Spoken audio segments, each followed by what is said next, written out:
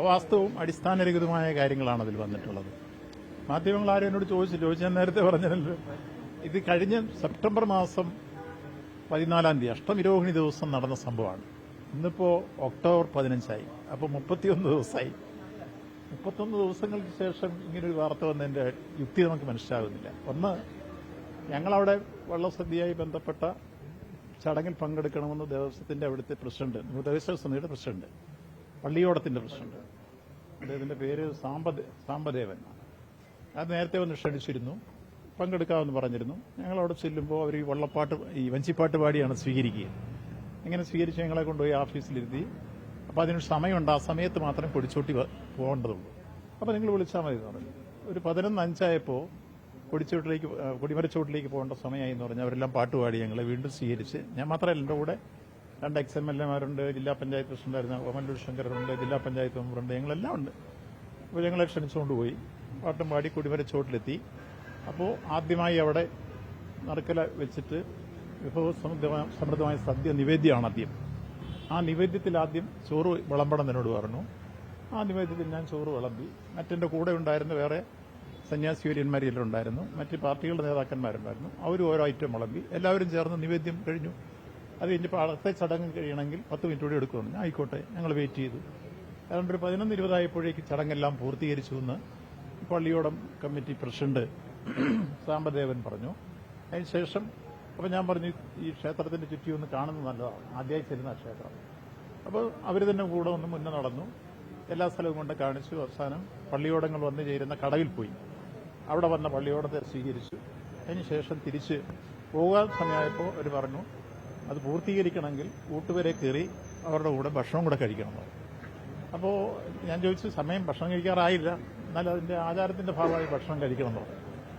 അപ്പം ഈ പള്ളിയോടം കമ്മിറ്റിയുടെ പ്രസിഡന്റും ഭാരവാഹികളെല്ലാം ചേർന്ന് ഊട്ടുവരയിലേക്ക് കൂട്ടിക്കൊണ്ടുപോയി. ആ ഊട്ടുവരെ ചെന്ന് അവിടെ ചെല്ലും ഒരു 100-300 പേർക്ക് സദ്യ അവർ വിളമ്പാൻ ഇലയെല്ലാം നിരത്തി ഭക്ഷണ വിഭവങ്ങളെല്ലാം വിശ്രമിക്കുക.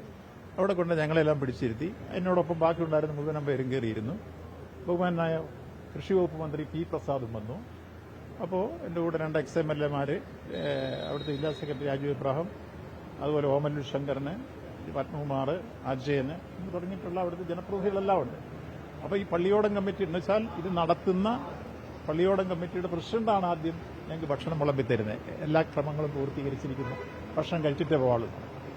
അപ്പോൾ അത് കൂടുതൽ ഇടയ്ക്ക് പ്രസാദം കയറി വിളമ്പാണ് മന്ത്രിയും. അത് പുള്ളി വന്നപ്പോൾ കയറി ഒരു സൗഹൃദത്തിന്റെ രൂപത്തിൽ കൂടി എന്നുള്ളതുള്ളൂ. ഇതെല്ലാം കഴിഞ്ഞ് പോരുന്ന ഘട്ടത്തിൽ ആരും ഇത് സംബന്ധിച്ച ഒരു പരാതിയോ പരിഭവമോ ആധാരലംഘനമോ ഇതൊന്നും കാര്യവും പറഞ്ഞിരുന്നില്ല.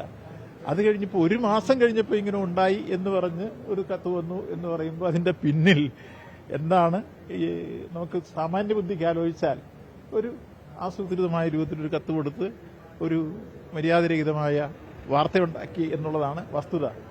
അവിടെ ഈ കാര്യത്തിൽ മറ്റൊരു തരത്തിലുള്ള കാര്യങ്ങളും ലംഘിക്കാനോ ആചാരം ലംഘിക്കാനോ ഒന്നും ഞങ്ങൾ ആരും പോയില്ല, അവർ പറഞ്ഞതനുസരിച്ച്. കാരണം ഇതിന് സംഘാടകരെന്ന് പറയുന്നത് പള്ളിയോടം കമ്മിറ്റി പ്രസിഡന്റും അതിന്റെ ഭാരവാഹികളും അവർ മുഴുവൻ പേരും ഉണ്ടായിരുന്നു.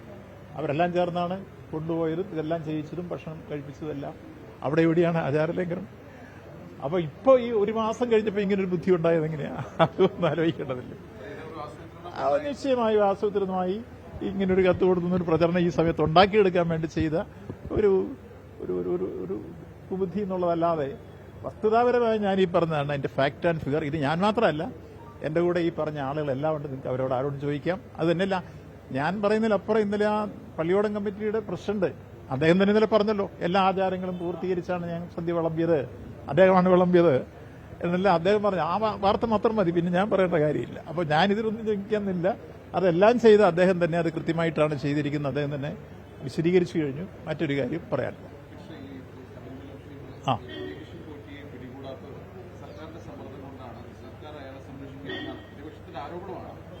പ്രതിപക്ഷം എന്തെല്ലാം ആരോപണം പറഞ്ഞു. ഈ കാര്യത്തിൽ ബഹുമാനപ്പെട്ട കേരള ഹൈക്കോടതി മേൽനോട്ടത്തിലാണ് അന്വേഷണം നടക്കുക. യഥാർത്ഥത്തിൽ കേരള ഹൈക്കോടതിയുടെ മേൽനോട്ടത്തിൽ ഒരു അന്വേഷണം നടക്കുമ്പോൾ സർക്കാർ സമ്മർദ്ദമാണ് എന്ന് പറഞ്ഞ് കോടതിയെ അപമാനിക്കലാണ്. ആദ്യം മുതൽ തന്നെ ബഹുമാനപ്പെട്ട കോടതി ഇങ്ങനെ SIT-യെ പ്രഖ്യാപിച്ചു കഴിഞ്ഞതിന് ശേഷവും സമരം സംഘടിപ്പിച്ചത് കോടതിയോടുള്ള വിശ്വാസമില്ലായ്മയും അനാദരവുമായിട്ടാണ് ഞങ്ങൾ കാണുന്നത്.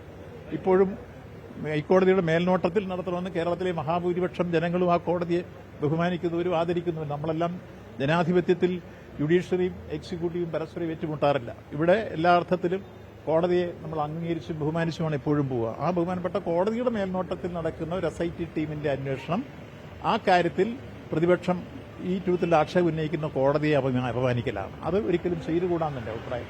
കാരണം SIT തീരുമാനിച്ചു കഴിഞ്ഞാൽ ആ ടീമല്ലേ തീരുമാനിക്കുന്നത്. പ്രതിയെ കണ്ടെത്തി അതിന്റെ കൃത്യമായി ആരെന്ന് കണ്ടെത്തി എവിഡൻസോടുകൂടി അറസ്റ്റ് ചെയ്താൽ ചാടിപ്പോവാതിരിക്കാൻ പറ്റുന്ന രൂപത്തിലെല്ലാം. അപ്പോൾ ഈ കാലഘട്ടത്തിൽ മറ്റൊന്നും പറയാനില്ലാത്തതുകൊണ്ടും അടിസ്ഥാനപരമായ ആക്ഷേപം ഉന്നയിച്ചു ബഹുമാനപ്പെട്ട കോടതിയെ അപമാനിച്ചുമാണ് ഇപ്പൊ പ്രതിപക്ഷം മുന്നോട്ട് പോകുന്നത്.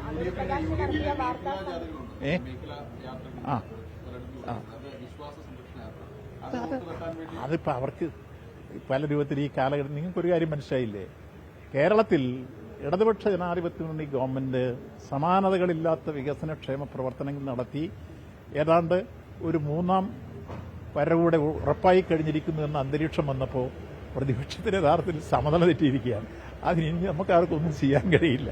അതുകൊണ്ട് ഈ കാര്യത്തെ സംബന്ധിച്ചോളം പ്രത്യേകമായി കാര്യങ്ങൾ പരിശോധിക്കുക. എല്ലാവർക്കും കുറെ പോകുമ്പോഴൊന്നുമില്ല.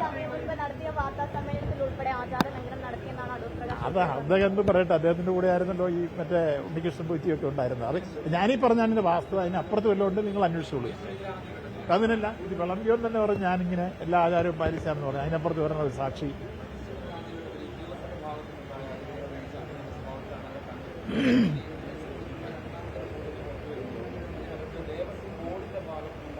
ഞാൻ ഇപ്പൊ എന്തേലും അതിനെക്കുറിച്ച് കയറി ഒരു അഭിപ്രായം സുഹൃത്തെ പറയുന്നത് ശരിയല്ല. ബഹുമാനപ്പെട്ട കോടതി, ഞാൻ നേരത്തെ തന്നെ പറഞ്ഞു, സർക്കാരിന്റെ നിലപാട് കോടതിയുടെ നിലപാട് ഒന്നാണ്. ബഹുമാനപ്പെട്ട കോടതിയുടെ മേൽനോട്ടത്തിൽ ഒരു അന്വേഷണം നടക്കുമ്പോൾ അതിൽ ആര് പ്രതി എല്ലാം എന്നൊന്നും ഞങ്ങളാരും പറയുന്നത് കയറി ശരി. അന്വേഷണം നിങ്ങൾ ഇത്രയാലല്ലേ കോടതി കൊടുത്തിരിക്കുന്ന സമയം 6 ആഴ്ചയാണ്. അതിലിപ്പോൾ ഒരാഴ്ചയായി. ഒരു 5 ആഴ്ച കൂടെ നമുക്കെല്ലാം വെളിയിൽ വന്ന് കൃത്യമായി ഇത് പ്രതികളെ പിടിച്ചകത്തിടാനും സ്വർണം പിടിച്ചെടുക്കാനും കഴിയും. അതുവരെ നിങ്ങൾ ക്ഷമിക്കുക. അതുവരെ മറ്റു വിധത്തിലുള്ള ആക്ഷേപങ്ങൾ ഉന്നയിക്കണം. ഓക്കെ.